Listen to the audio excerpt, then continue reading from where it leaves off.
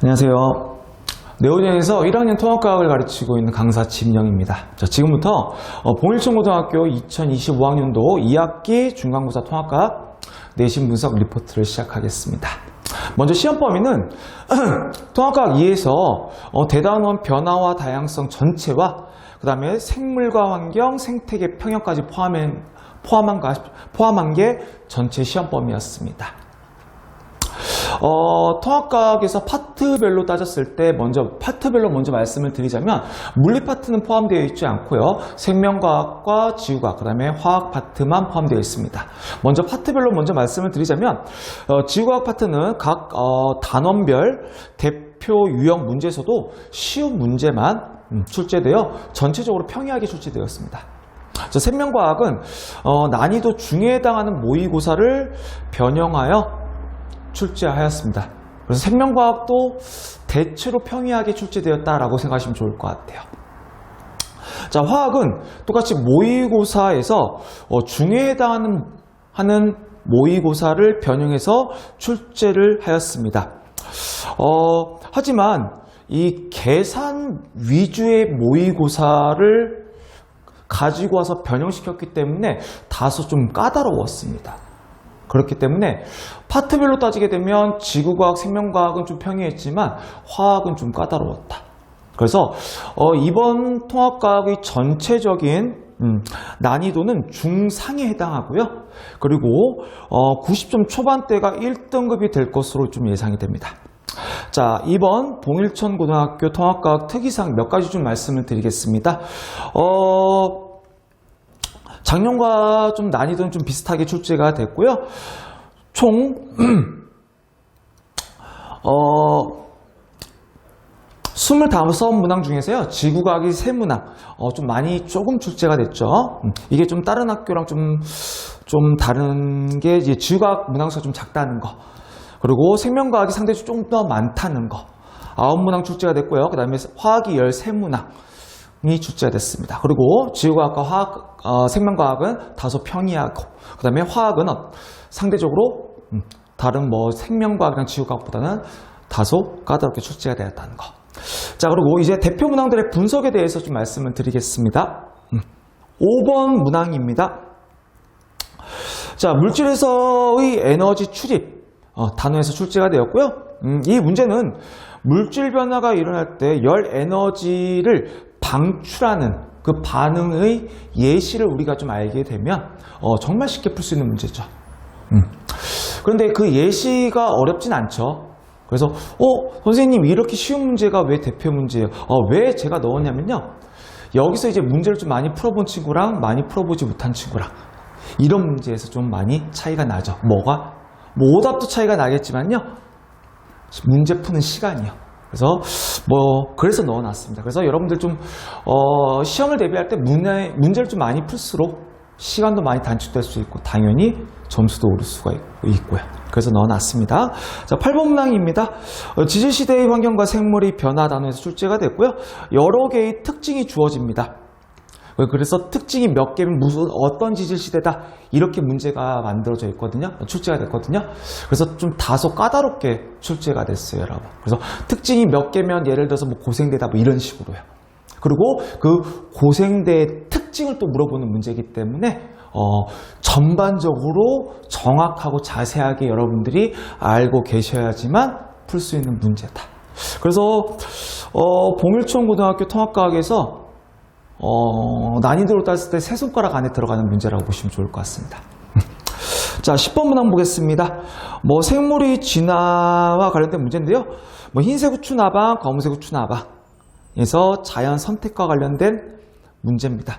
다소 쉽죠.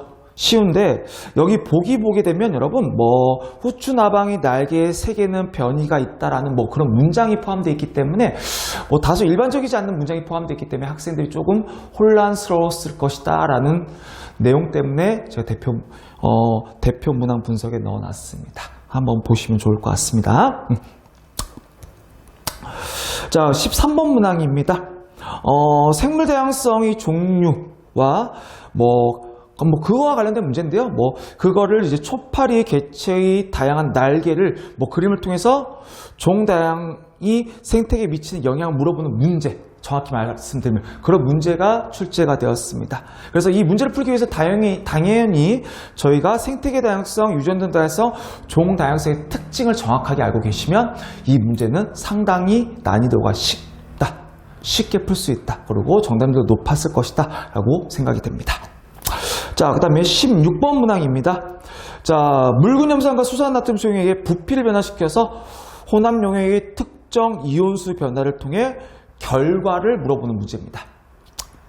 그래서 혼합 용액의 최대 온도일 때 그때 최대 온도일 때 그때 특징을 물어보는 문제, 그리고 그 다음에 혼합 용액의 이온수 변화에 대한 특징, 그 두 가지를 주로 물어보는 문제가 출제되었습니다. 그래서 이 문제는 여러분 그냥 흐름을 이해하기보다는 깊게 이해하셔야지만 풀 수 있는 문제다. 그래서 아까 지질시대와 마찬가지로 난이도가 좀 높게 출제가 되었다라고 보시면 좋을 것 같습니다.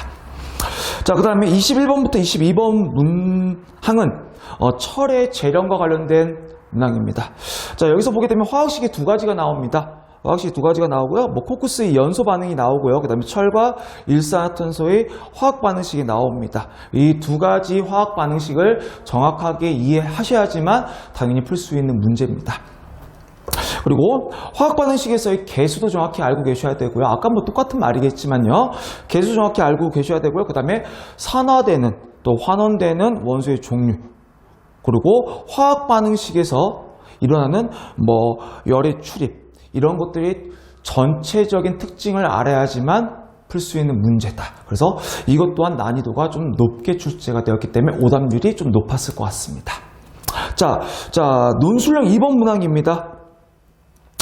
자, 평형 상태인 생태계에서 1차 소비자의 개체 수가 일시적으로 증가했을 때 이때 평형 상태로 회복되는 과정에서의 생산자와 2차 소비자의 개체 수 변화에 대해서 물어보는 문제입니다. 근데 이게 뭐냐면 문제에서도 나와 있다시피 정확하게 논술을 하시오라고 문제가 나왔기 때문에 그 문제 그렇게 해서 제시가 되어 있습니다. 그렇기 때문에 이 문제는 여러분들이 정확하게 필요한 단어가 뭔지 파악 후 그 필요, 논술은 여러분 단어가 중요합니다. 단어가 꼭 들어가 있어야 됩니다.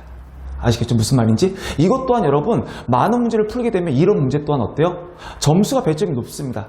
근데 많은 문제를 풀게 되면 이거는 이 단어와 이 단어가 꼭 들어가야겠구나 라는 걸 여러분들이 쉽게 파악해서 쉽게 풀 수 있는 문제입니다.